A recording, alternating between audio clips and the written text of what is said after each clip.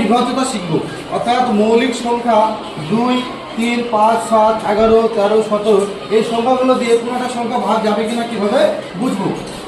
যেমন 1, 2, 3, 4 এই সংখ্যাটি 2 দিয়ে ভাগ যাবে কী করে বুঝবো। তার একক স্থানীয় সংখ্যা যদি 2 দ্বারা ভাগ যায় তবে এই সংখ্যাটা 2 দিয়ে ভাগ যাবে।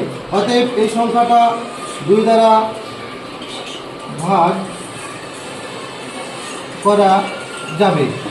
ঠিক একই রকমভাবে 3, 6, 7, 2 এই সংখ্যাটা 3 দিয়ে ভাগ যাবে, তা কীভাবে বোঝা যাবে। তাহলে এই সংখ্যাগুলোর যে অঙ্ক সংখ্যাগুলো আছে, অঙ্ক সংখ্যা বলতে এই সংখ্যাটার মধ্যে যে প্রত্যেকটা সংখ্যা আছে একটাকে বলা হয় অঙ্ক, এবং এটাকে ইংলিশে বলা হয় ডিজিট।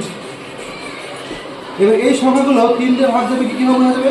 এই 3, 6, 7 ও 2কে যোগ করে দেখতে হবে।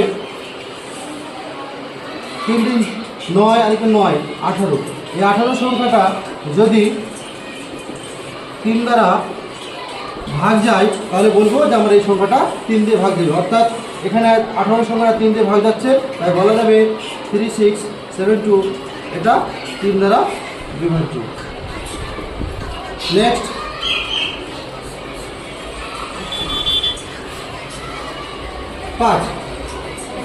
আমরা শিখবো মৌলিক সংখ্যা